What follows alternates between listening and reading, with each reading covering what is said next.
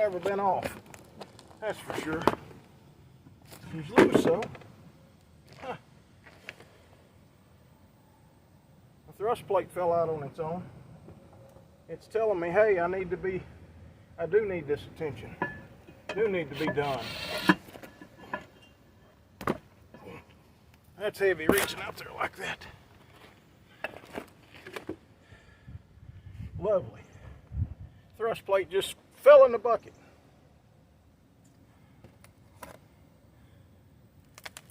Handy thing to have our welding rod around.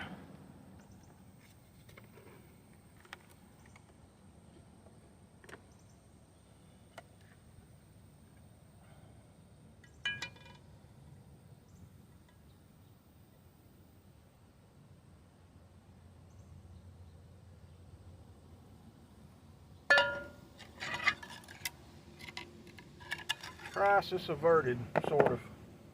What I'm going to do is replace this one shaft. And then I guess we'll talk about why. And I pulled the cover off this final drive just to replace that one shaft.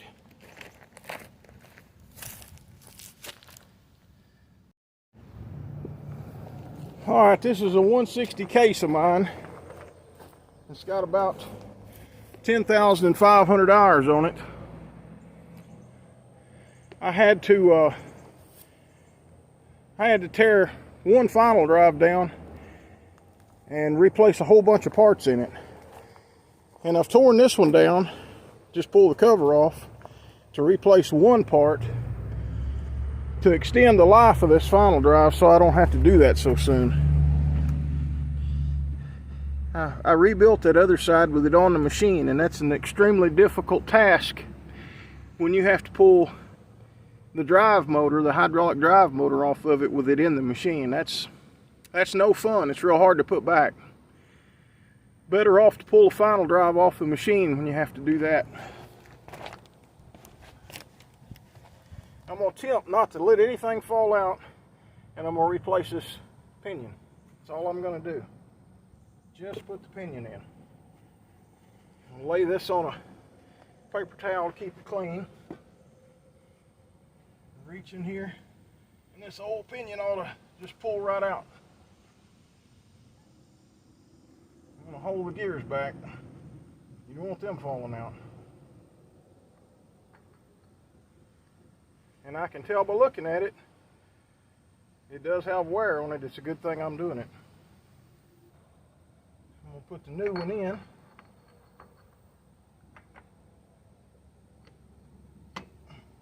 That's all there is to it.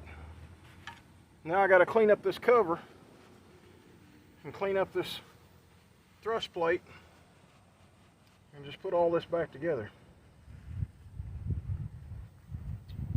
Shouldn't be no biggie. I'm going to get this cleaned up and I'm going to bolt this cover back on. And then we're going to go to the tailgate of the truck with this old shaft, and we'll talk more about this. No need in y'all watching me clean up a cover and bolt it back on. Okay, the reason I replaced that pinion was if you wait until it strips, like the right side did on my machine, then you have to pull the drive motor off the back, and that's a pain in the butt. And you have to replace both shafts. If you tear it down before it strips, you can just put a pinion in there. And I mean, this is a bad shaft. It's got bad splines in it. This is out of the right side, and you know, it's no longer usable. But still yet, the pinion that was not stripped is still holding and moving the machine so far. I can't turn it by hand in there, but I bet you if I put it in the machine, it'd break it. Anyway, my point is, if you've got an excavator with 5,000 hours on it or 5,500 hours, whatever, you just bought it maybe, you don't think the final drives have had any attention previously, it's worth tearing it down and putting a pinion shaft in. I bought these pinion shafts for like 160 bucks a piece, and I will put the name of that company down below. I've got it saved in my phone. I actually bought all this right here new from them for less than 700 bucks. If you watch Dirt Perfect, Michael Simon, he recently did the same thing to his 120, to his John Deere 120. And it's made just a little bit different, but same design basically. He had to replace both sides, and he pulled the final drive, and like you should do, he pulled the final drive. I did it with it on the machine, which is a lot harder. It's harder to stack the swash plate and the barrel and all the pistons back in there and keep them in place while you put the brake springs in and put the drive motor back on. It's real difficult in the machine. I don't suggest it. If you're to the point that it's already stripped and the machine ain't moving, I suggest pull the final drive and turn it up on the gear case in and pull everything apart, go in and replace this, then turn it over. And when you turn it over, you won't even have to pull the gears. All you have to do is replace this one shaft in the outside. But if you hadn't stripped it yet, at least tear it down at around 5,000 hours. Put pinion shafts in it. It'll save you a ton of time and a lot of money. You can see what those splines look like. Let me move the camera here. Get a little more light. See how worn that is? That was ready to go. Anyway, I've got this thing back together. I'm fixing to put grease in it. Just a little preventive repair there.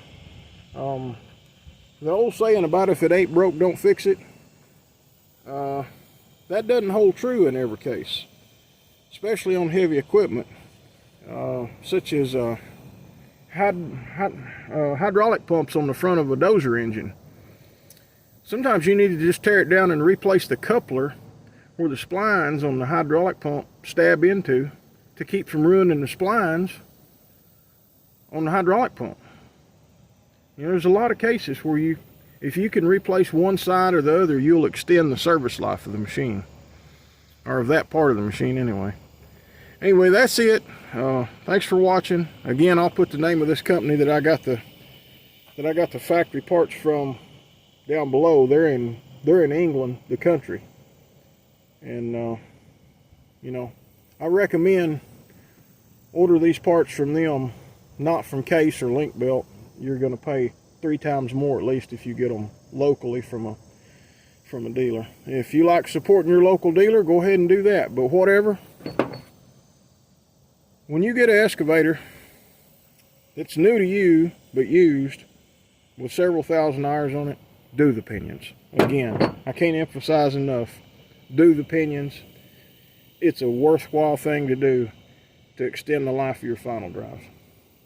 That's it. Thank you all for watching.